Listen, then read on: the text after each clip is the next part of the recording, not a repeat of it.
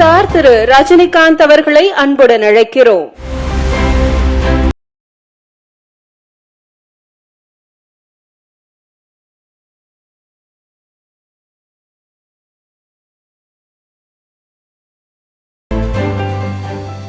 மதிப்புக்கும் மரியாதைக்குரிய என்னுடைய பாசத்திற்குரிய, இப்போதான் கொஞ்ச நாள் அரசியலுக்குள்ள நுழைந்து கடினமாக உழைச்சி பேச்சில் தனக்குன்னு ஒரு பாணியை உருவாக்கி கொண்டு மக்கள் மத்தியில், தொண்டர்கள் மத்தியில் அருமையான பேரு புகழ் பெற்று தனக்கு ஒரு நல்ல அரசியல நல்ல எதிர்காலம் இருக்கு அப்படிங்கிறது நிரூபித்துக் கொண்டிருக்கும் என் அன்பு தம்பி உதயநிதி ஸ்டாலின்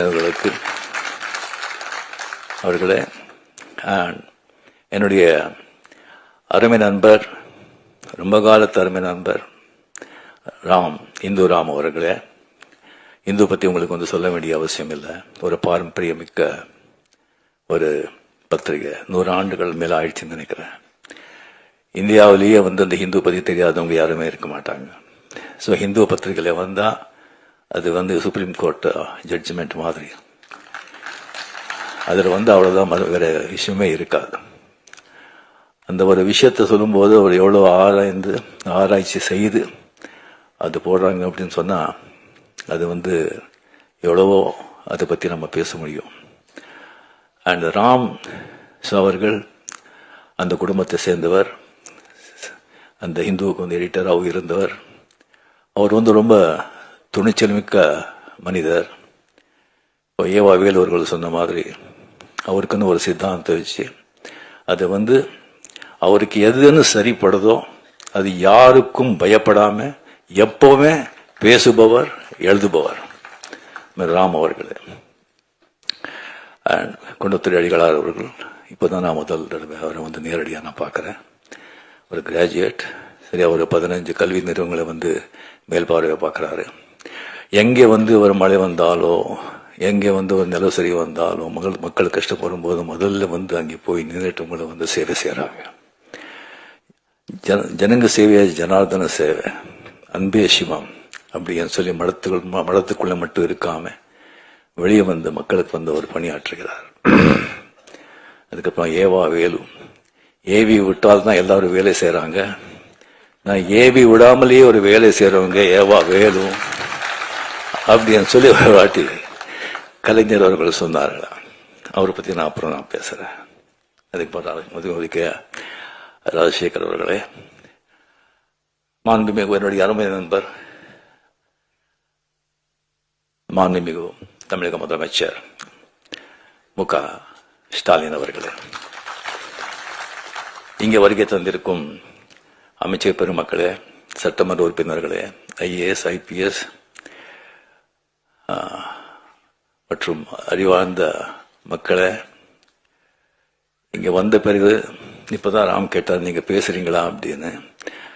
என்ன பண்றது, பேசித்தானே ஆகணும் அப்படின்னு சொல்லிடுறேன். இந்த மாதிரி அப்படின்னு சொன்னா நான் முதல்ல சொல்லியிருப்பேன், நான் பேசிருக்க மாட்டேன், கொஞ்சம் விட்டுடுங்க அப்படின்னு. ஏன்னா நம்ம எப்பவோ ஒரு வாட்டி நம்ம பேசுறது, அந்த பழக்க கூட பேசி பேசி எல்லா பேச்சாளர்கள் தான், அறிவாளர்கள் தான். ஸோ அந்த அறிவார்ந்தவர்கள் இருந்த சபையில நீ பேசாம இருக்கிறது தான் ரொம்ப அறிவாளித்தனம் அப்படின்னு சொல்லுவாங்க.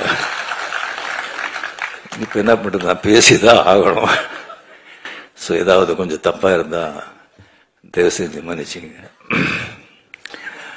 ஸோ முதல்ல இந்த கலைஞருடைய 100ஆண்டு வெற்றி விழா,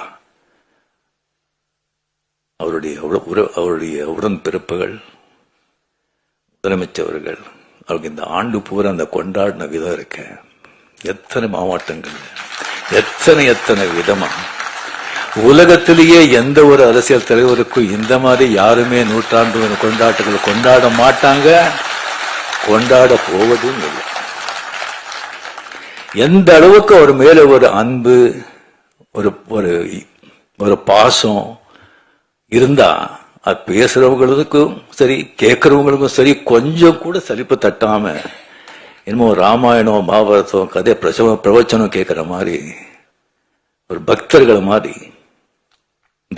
தான் அந்த மாதிரி வந்து கேட்பாங்க. அதை வந்து முன்னிலை நடத்தி முதலமைச்சர் அத்தனை வேலை இருந்தா கூட எத்தனையோ விழாக்கள் அவரே கலந்து கொண்டு தலைமை தாங்கி விழாக்கள் நடத்திருக்காங்க. ஸோ நாம எல்லாருமே வந்து வெளியே பார்க்கிறோம். ஸோ வெளியே வந்து நல்லவங்க எல்லாம் வீட்லயும் நல்லவங்களா இருக்கணும்னு சொல்ல முடியாது. வெளியவங்களுக்கு எவ்வளவு மரியாதை இருந்தா கூட வீட்டுல கூட அதே மரியாதை இருக்குன்னு சொல்ல முடியாது.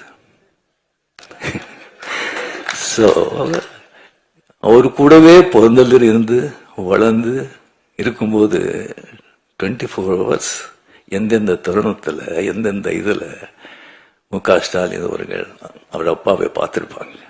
எவ்வளவு வேதனைகள் எவ்வளவு கஷ்டங்கள் என்ன இருந்தோ கூட பொது வாழ்க்கையில காட்ட முடியாது. எல்லாரும் மனிதன் தானே. அது வீட்டில தான் காட்ட முடியும். அது வீட்டுல வந்து அது எப்படி சமாளிச்சிருப்பாரு. மற்றவங்க வந்து இவரு வந்து கஷ்டப்பட்டா கூட மற்றவங்க கஷ்டப்படும் போது அவர் எல்லாம் அவர் எப்படி வந்து தட்டி கொடுத்திருப்பாங்க. ஒரு தலைவனா வந்து சமுதாயத்துல அவங்களுடைய உறுப்பினர்களுக்கு மட்டும் இல்ல உடன்பிறப்புகளுக்கு மட்டும் இல்ல வீட்டுல கூட ஒரு அந்த மாதிரி ஒரு தலைவனா இருந்தாதான் அவருக்கு வந்து ஒரு பாசம் பக்தின்னு சொல்லலாம். நம்ம படையப்பா பிரிவுக்கு வந்து போட்டிருந்தோம் அந்த தேவிஸ்ரீ தேவி படத்துல.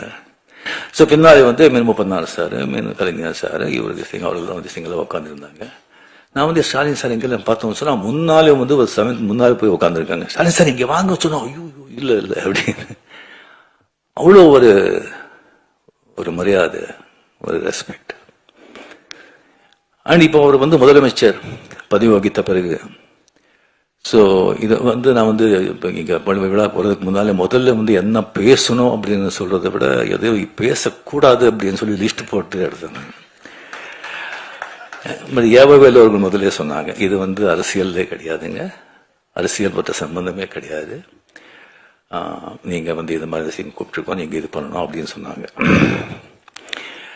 ஸோ கலைஞர் சார் அப்படின்னு சொல்லி வரும்போது கம்ப்ளீட் சினிமா, இலக்கியம், அரசியல், இந்த 3 தான். எனக்கு சினிமா பத்தி அவரை பத்தி தெரியும், அதை பத்தி நான் நிறைய பேசியிருக்கேன். இலக்கியத்தை பத்தி அவருக்கு எனக்கு சரியா வந்து அவ்வளவு தெரியல. அவருடைய இலக்கியங்கள், அவருடைய கவிதைகள், அவருடைய கதைகள் ஜாஸ்தி நான் படிச்சதில்லை. வேற எவ்வளவு அரசியல் தான். அது இங்க பேசினா வந்து ரொம்ப ஜாகிரதையா பேசணும். இங்க வந்து நம்ம மதிப்புக்குரிய நண்பர் ஸ்டாலின் சார் அவர்கள் முதலமைச்சரான பிறகு அவர் சந்திச்ச எல்லா தேர்தல்களையும் பார்லிமெண்ட் தேர்தல் உட்பட மிகப்பெரிய வெற்றி அடைஞ்சதுக்கு அதே வந்து சொல்லும் அவருடைய ஆளுமை, அவருடைய உழைப்பு, அவருடைய அந்த அரசியல் ஞானம், அதே வந்து அவர்கிட்ட சொல்லும். அவர் ரியலி நீங்க வந்து எவ்வளவோ நீங்க பார்த்திருப்பீங்க. ஒரு ஸ்தாபன ஒரு கழக ஒரு பார்ட்டி ஸ்தாபனர் ஆகட்டும், அவர் தலைவர் ஆகட்டும், அவர் வந்து மறைஞ்ச பிறகு அதுக்கப்புறம் வர்ற ஒரு சந்தேகம் வந்து அது கட்டி காக்குறதுக்கு எவ்வளோ கஷ்டப்படுறாங்க, எத்தனை பேர் ஃபெயில் ஆயிருக்காங்க, எவ்வளோ திண்டாடிட்டு இருக்காங்கன்னு சொல்லி பக்கத்து மார்க்கள் நடக்கிறதெல்லாம் நீங்க எல்லாம் கேள்விப்பட்டிருப்பீங்க, பார்த்துட்டு இருப்பீங்க. அது எவ்வளோ சர்வ சாதாரணமா அவர் செஞ்சுட்டு போயிட்டு இருக்காரு. அதுக்கு மேல எனக்கு வந்து ரொம்ப ஆச்சரியமான விஷயம், நான் பிரமிப்பு போறது அப்படின்னு சொன்னா, எப்பவுமே வந்துட்டு இந்த ஸ்கூல் டீச்சர் வரும்போது ஸ்கூல் டீச்சருக்கு இந்த நியூ ஸ்டூடெண்ட்ஸுக்கு வந்து ப்ராப்ளமே கிடையாது, ஈஸியா வந்து சமாளிச்சிடுவாங்க. பழைய ஸ்டூடெண்ட்ஸ் இங்க இருக்க பாருங்க, அவங்கள சமாளிக்கிறது சாதாரண விஷயம் இல்லை. இங்க ஏகப்பட்ட பழைய ஸ்டூடெண்ட்ஸ், நான் அங்க பார்த்து சொல்றேன், ஏகப்பட்ட பழைய ஸ்டூடெண்ட்ஸ், அது சாதாரணமான பழைய ஸ்டூடெண்ட்ஸ் இல்ல,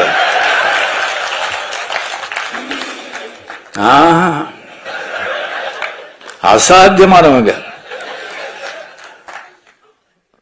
எல்லாருமே வந்து ஃபெயில் ஆயிட்டாங்க. இல்ல ஒரு ரேங்க் வாங்கிட்டு அந்த கிளாஸ் விட்டு போக மாட்டோம்னு உட்காந்துருக்காங்க.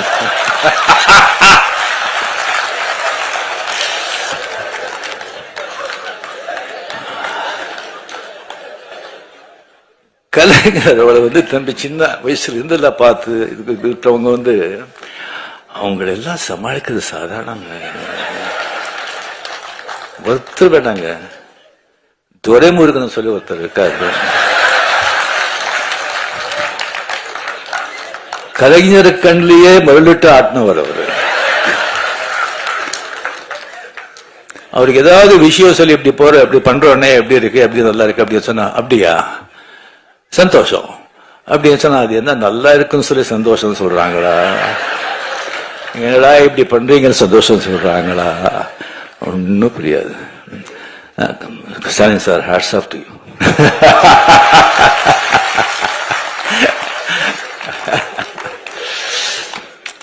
ஸோ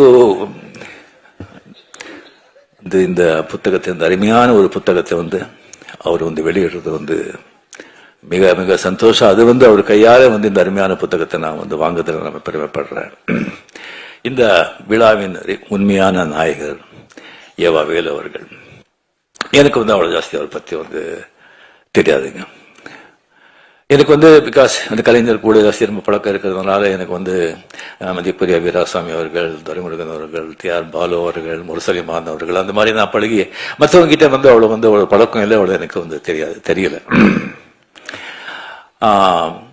ஸோ விவரமா திங் தெரியல. அதுக்கு வந்து எப்போ வந்து திருவண்ணாமலையில வந்துட்டு நம்ம வந்து லால் சலாம் அந்த ஷூட்டிங் இருக்க வந்து ஒரு 3 வாட்டி அங்கே நாங்கள் போயிருந்தேன். அங்கே போகும்போது அவருடைய அந்த காலேஜ் கெஸ்ட் ஹவுஸ்ல கலைஞர்களை தங்குறதுக்காக ஒரு ஸ்வீட் கட்டிருக்காங்க.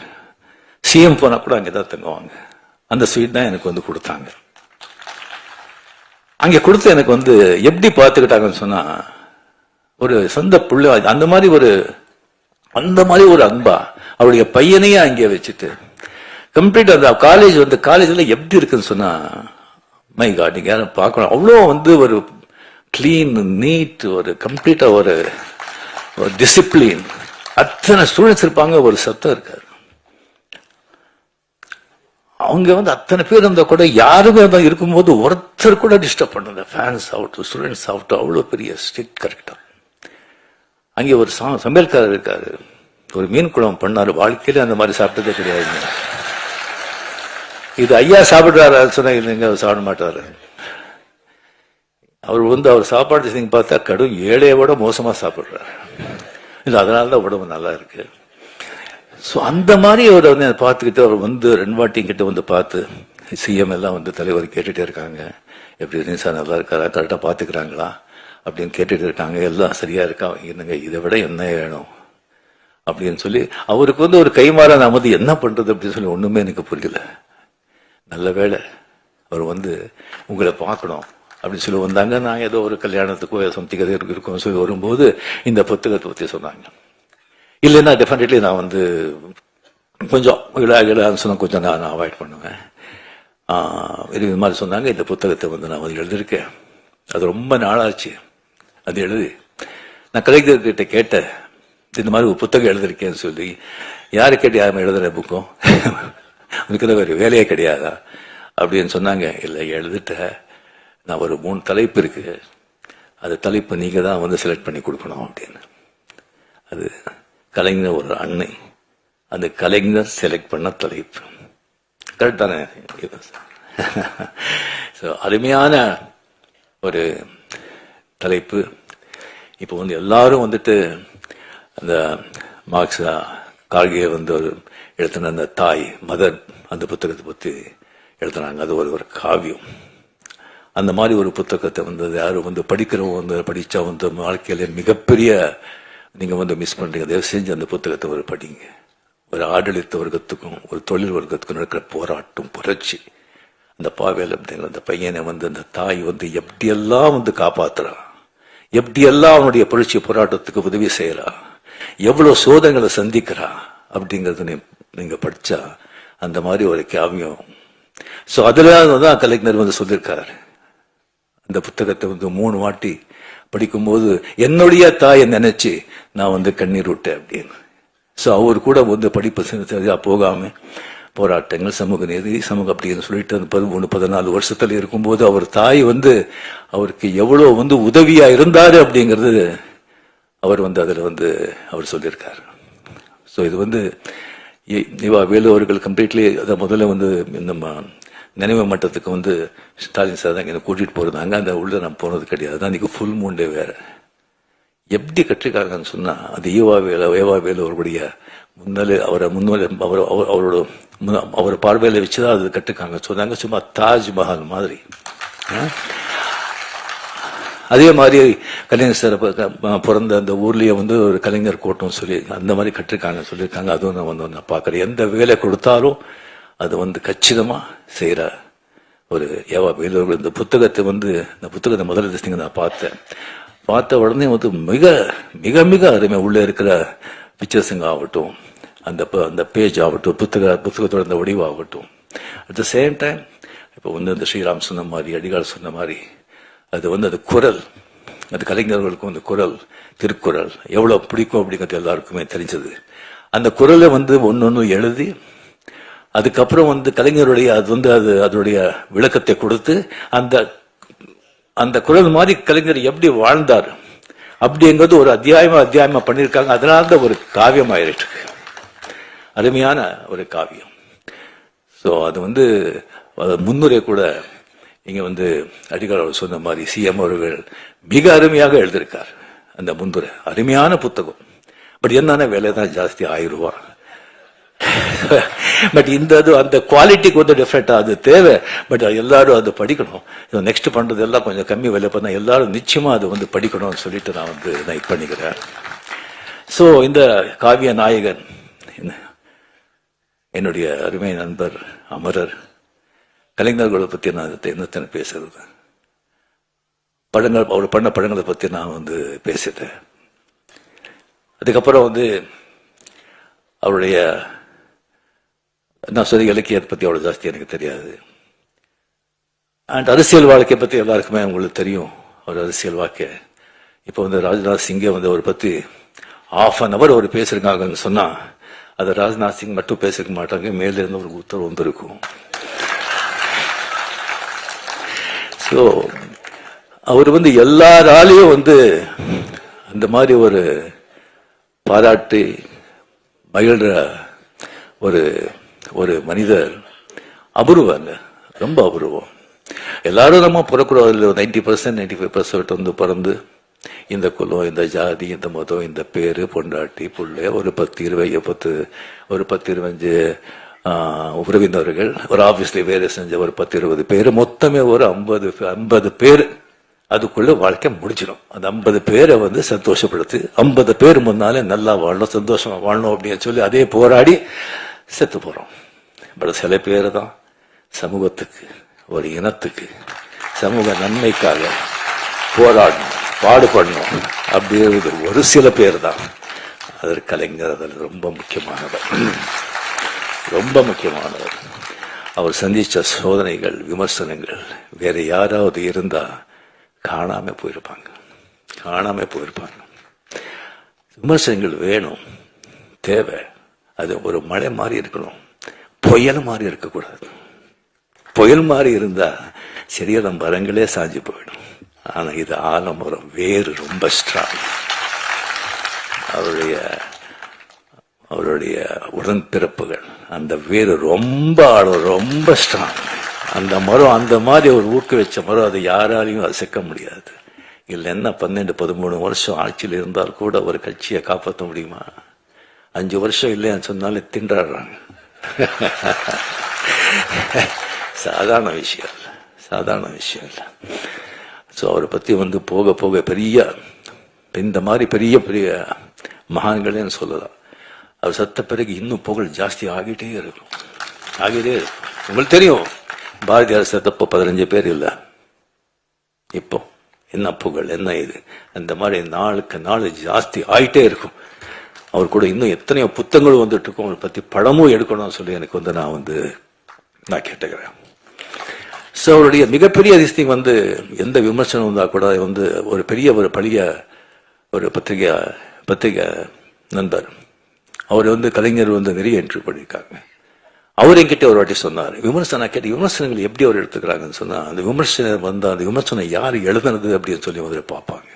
அவனுடைய தராதரம் பார்ப்பாங்க, அவனுடைய பேக்ரவுண்ட் பார்ப்பாங்க, அவன் யாராவது ஏவி விட்டு எழுதுறானான்னு பார்ப்பாங்க, இல்லை பணம் கொடுத்து எழுதுறான்னு பார்ப்பாங்க, அவனுடைய ஞானம் என்னன்னு பார்ப்பாங்க. அதை பார்த்துட்டு அது அப்படின்னு சொன்னா நெக்ஸ்ட் வந்து அதை இன்னும் பார்க்கவே மாட்டாங்க. அதை பத்தி அவன் எழுதுறான் பார்க்கவே மாட்டாங்க. நல்ல அறிவாந்து கரெக்டா திஸ் திங் கிரிட்டிசைஸ் பண்ணி கரெக்டா வந்து திங்கிங் பண்ணா அதை வந்து தவறாம அதை வந்து படிப்பாங்க. படிச்சுட்டு ஏதாவது தப்பு இருந்தா அவர்கிட்ட வந்து கேட்பாங்க, நான் இதனால தான் இதை பண்ணேன், இதனால தான் இதை செஞ்சேன் அப்படின்னு சொல்லி அவர் கேட்பாங்க. அது ஒரு மிகப்பெரிய ஒரு குணம்.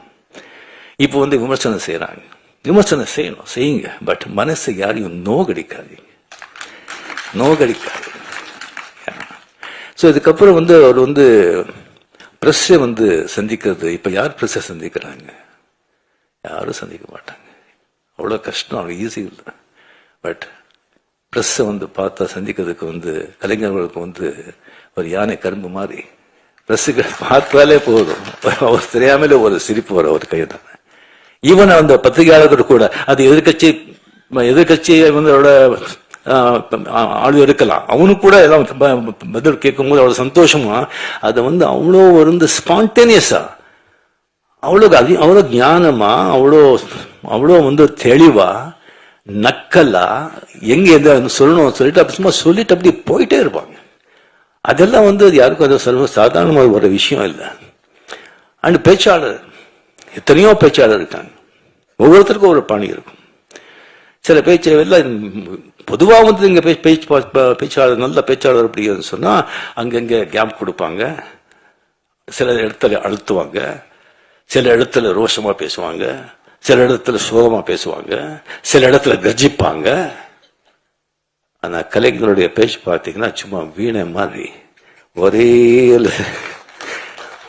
சுரத்துல இருக்கும். அங்க கேட்கிறவங்க கிட்ட இருந்துல துள்ளல், சிரிப்பு, கோபம், சோகம் அப்படி வரும். அது பேச்சுடைய அவருடைய திறமை. சோ இது அவர்கிட்ட வந்து நடந்தது. அவர் வந்து எப்பவுமே ஒரு சந்தோஷமா பார்க்கும்போது, வாங்க எப்படி இருக்கீங்க, நல்லா இருக்கீங்களா, ஷூட்டிங் எது அப்படின்னு விசாரிப்பாங்க. முதல்ல ஷூட்டிங் எது விசாரிப்பாங்க, ஏன்னா அதுதான் என் தாய் வீடு. சோ விசாரிப்பாங்க, சந்தோஷமா. எப்பவுமே 2 தடவை அவர் வந்து சோர்ந்து போய் ரொம்ப சோகமா வாங்க அப்படின்னு சொன்னது. ஒன்னு முரசொலி மாறன் அவர்கள் அப்போலோ ஹாஸ்பிட்டல் அட்மிட்டா இருக்கும்போது அங்கே வந்து அந்த ரூம்ல வந்து உட்காருக்கும் போது ரொம்ப சோகமா இருந்தார். 2வது தடவை வந்து செக்ரட்டரியேட்ல வீரப்பன் ராஜ்குமார் எடுத்துட்டு போகும்போது அப்போ வந்து வாங்க, ரொம்ப சோகமா இருந்தாரு. இப்படி பண்ணிட்டாங்க, என்ன பண்றது அப்படின்னு சொல்லி அந்த 2 டயத்துல தான் அவர் தான் பார்த்தது. மிச்ச டயத்துல வந்து அவர் சிஎம் இருந்தாலும் ஒண்ணுதான், சிஎம் இல்லைன்னாலும் ஒண்ணுதான். அவரு சிஎம் எப்படி தெரியும் சொன்னா, வீட்டுக்கு முன்னாலே வந்து நிறைய போலீஸ் பாதுகாப்பு இருக்கும். ஆஹா இப்போ சிஎம் இல்லைன்னா எந்த வித்தியாசமும் தெரியாது. சிவாஜி படம் நீங்க எல்லாரும் பார்த்திருப்பீங்க. மொத்தம் வந்து அரசியல்வாதிகளை சாடி, அரசியல்வாதிகளை விமர்சனம் பண்ணி, அரசாங்கத்தை விமர்சனம் பண்ணி, லஞ்சத்தை பத்தி சொல்லி அது எடுத்த படம். அது அந்த கதை தெரிஞ்சிருந்தும் சிஎம் அவர்கள் வந்து அந்த படத்தை பார்த்தாங்க. படத்தை பார்த்த பிறகு வைரமுத்து சார், வைரமுத்து அவர் கூட படத்தை பார்த்தாரு. பார்த்த பிறகு வைரமுத்து அவர்கள் சொன்னாங்க, சார் உங்களுக்கு ரொம்ப தைரியம், இந்த மாதிரி படம் எடுத்து சிஎம் பக்கத்திலேயே உட்காந்து பாக்குறீங்களே அப்படின்னு. படத்தை பார்த்து சிஎம் கலைஞர் அவர்கள் சொன்னாங்க, அப்படியே பார்த்து நமக்கு இதெல்லாம் ஒழிக்கணும், நல்லது பண்ணணும்னு ஆசை அப்படின்னு சொல்லி பெரும் மூச்சுட்டார். அந்த மூச்சுல பல 1000 விஷயங்கள் இருந்தது. அதுக்கப்புறம் வைரமுத்தவர்கள் சொன்னேன், நான் பார்த்தது முக்கியம் இல்லைங்க, இந்த மாதிரி படத்துக்கு வந்து வெற்றி விழாவுக்கு நான் கலந்துக்கிறேன்னு சொல்லியிருக்காங்க. அது தைரியம். அங்கே வந்து வெற்றி விழாவில் கலந்து கொண்டு எல்லாரையும் புகழ்ந்து எல்லாருக்கும் கேடியை கொடுத்து அவ்வளவு சந்தோஷப்பட்டாங்க. அவர் வந்து எனக்கு உடம்பு சரியில்லை, அப்போ ஹாஸ்பிட்டல் திஸ்திங்க இருந்தேன். எந்திரிச்ச உடனே கொஞ்சம் மூச்சு திறன் ஹாஸ்பிட்டல் இருக்கும்போது மார்னிங் நான் பார்க்குறேன், மஞ்சள் தெளி போட்டு அந்த வண்டியில் வந்து அப்படியே நிற்கிறாங்க முன்னால. எனக்கு ஒன்றும் தெரியல. கொஞ்சம் அப்படியே கிட்ட வந்தாங்க. கிட்ட வந்து என் கை பிடிச்சிட்டு கண்ணில் தண்ணி வெளியே வருதுங்க. நான் என்ன பண்ணேன்? அவங்களுக்கு எவ்வளோ ஒரு அன்பு பாசம். கொஞ்ச நாள் பழகினவர்களுக்கு எது சொன்னா நீங்களாம் கூடவே இருக்கும் போதெல்லாம் அவங்களுக்கு எப்படி இருக்கணும், உயிரே கொடுத்துடலாம் இல்லை. அவளை கண்ணில் தண்ணி வச்சுட்டு கையில் அப்படியே தடவினாரு. அந்த கை வந்து இந்த பூவை விட அவ்வளோ சாஃப்டா இருக்குங்க, அவ்வளோ சாஃப்ட். என் வாழ்க்கையிலேயே வந்து அவர்கிட்ட அந்த கண்ணீர், அந்த ஸ்பர்ஷம் என்னால் மறக்கவே முடியாது. இந்த மாதிரி ஒரு பெரிய ஒரு மகான் அவரை பற்றி பேசிட்டே போகணும். ஸோ அந்த ஒரு அருமையான ஒரு புத்தகத்தை வந்து எனக்கு வந்து அதை வெளியிட்டு அது எனக்கு வாங்குற அந்த வாய்ப்பு எனக்கு கொடுத்ததுக்கு ஏவா வேலு அவர்களுக்கு மனமார்ந்த நன்றி, சிஎம் அவர்களுக்கு மனமார்ந்த நன்றியை தெரிவித்துக் கொண்டு என் பேச்சை முடிச்சுக்கிறேன். ஏதாவது தவறாக இருந்தால் செஞ்சு மன்னிச்சிருங்க.